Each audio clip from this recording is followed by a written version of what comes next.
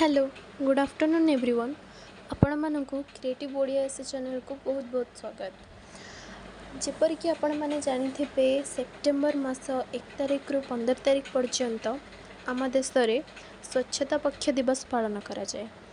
एही स्वच्छता पक्ष दिवस उपलक्षे मु आपण मानक पई एक सुंदर रचना आनी देछि जार ना होछि स्वच्छता ही हमर सामाजिक आह्वान। तेबे चलंतु स्टार्ट करिवा उपक्रम। आजिकाली समाज रे अनेक स्थान अस्वच्छ होगाकू लगिलानी। प्रत्येक स्थान रे आवर्जना एवं अनेक प्रकार प्रदूषण वृद्धि पाउछि, जद्वारा समाज रे बसवास करुथिबा समस्त व्यक्ति को स्वास्थ्य समस्यार सम्मुखीन होगाकू पड़ुछि। वर्तमान समय रे समाज रे वृद्धि पाउथिबा अस्वच्छता को रोकिबा नित्यांत आवश्यक होई पड़िलानी। वर्णना आजिकाली रो समाज रो आवश्यकता हेउछि एक स्वच्छ एवं सुंदर समाज। वर्तमान समय रे यह एक चिंतार विषय पलटिछि। एहार निराकरण पई आमको ओ आम समाज रे बास करुथिबा प्रत्येक बासिंदा को केतक मुख्य पदक्षेप गुडी को मानि चलिबाकू हेबो। ग्रामांचल मानकरे थिबा पुष्करिणी नदी नाल इत्यादि रे लोक माने गाई मईसी परी अनेक प्रकार पालित पशु को नहीं गाधोई देबा, सेठारे मलत्याग करवा, बासन माजिबा, लुगा धोइबा एहीपरि अनेक कार्य गुड़िक लोक माने करी सही पुष्करिणी नदी एवं नाल इत्यादि को अपरिष्कार कर दै थांती। शेषरे सही ठारू जल नहीं आमे पानीय एवं रोषेई रे व्यवहार करिथाउ, जहाँकि आमर पानीय उपयोगी नुहे, सही जल अस्वच्छ हो जाई थाए। आमे ताहाकू पीले एवं व्यवहार कले आम देहरे काछु कुंडिया एवं अनेक अन्यान्य रोग सृष्टि होता है, जहा फल रे अनेक लोक मृत्युवरण मध्य करुछंती।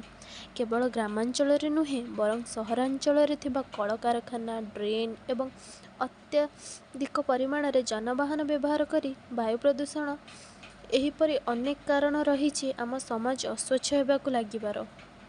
कल कारखानारू निर्गत होता विशुद्ध धुआं एवं विशुद्ध जल समाज अस्वच्छ होबार मूल कारण अटंती। यह द्वारा आम वायुमंडल एवं पानीय जल अस्वच्छ हेउछि। सहरांचल रे बहुल जनसंख्या हेतु सेठारे प्रत्येक स्थान रे बड़ बड़ बिल्डिंग सबु गढ़ी उठुछि। सेठारे कहार मध्य बाड़ी बगीचा नहीं, तेणु तांकु तांकर व्यवहार होई सारिथिबा अपरिष्कार जल सबु से माने गोटे ड्रेन माध्यम रे छाड़ी दे थांती।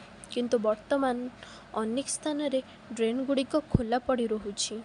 जदि लोक माने नुआ करी से ही रास्ता रे जाउथिबे तो से माने सेथिरे गली पारंती। सेठारे मशा माने निजर वंश विस्तार करिथांती।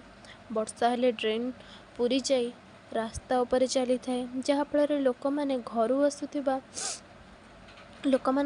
आसुथिबा अपरिष्कार तथा बासन मजा गाधुआ एहीपरि अनेक अस्वच्छ जल रास्ता रे चलुथिबा लोक माने माडंती, जहाद्वारा सेमानक शरीर रे अनेक प्रकार जीवाणु प्रवेश हुअंती एवं सेमाने रोगग्रस्त हुअंती।